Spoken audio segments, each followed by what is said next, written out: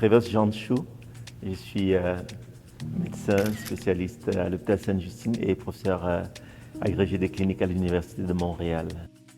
L'enjeu de la sous-représentativité des personnes noires dans la médecine et les sciences en général, c'est quelque chose qui me préoccupe depuis longtemps, déjà dans mon parcours en France.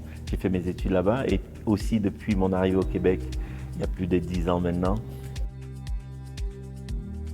Il faut agir d'une certaine manière pour essayer de faire en sorte qu'il y ait autant de personnes noires que ce qu'on observe dans la société, parce que les soins, les systèmes de santé doivent être un peu le reflet de la société.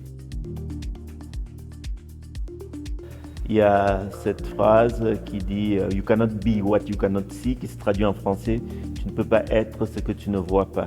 Donc le premier frein, c'est la visibilité, et c'est certain que c'est un des enjeux majeurs puisque les médecins noirs, il y en a peu au Québec, au Canada en général, et c'est aussi finalement sur cet élément-là que le peu qui existe, on essaie de les mettre à la lumière, et c'est aussi ça le sens de ce qu'on fait à travers la Fondation Inspire.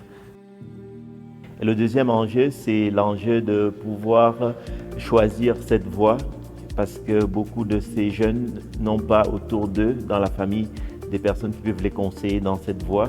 Et on sait que c'est très sélectif la médecine, donc il faut être bien préparé. Et c'est dans ce deuxième enjeu que vient la notion de mentorat, qui est fondamentale, puisque le mentorat, c'est quelque chose qu'on doit mettre sur pied de façon très tôt. Donc il faut un mentorat qui commence très tôt, pas à 17 ou 18 ans à la veille de commencer la médecine.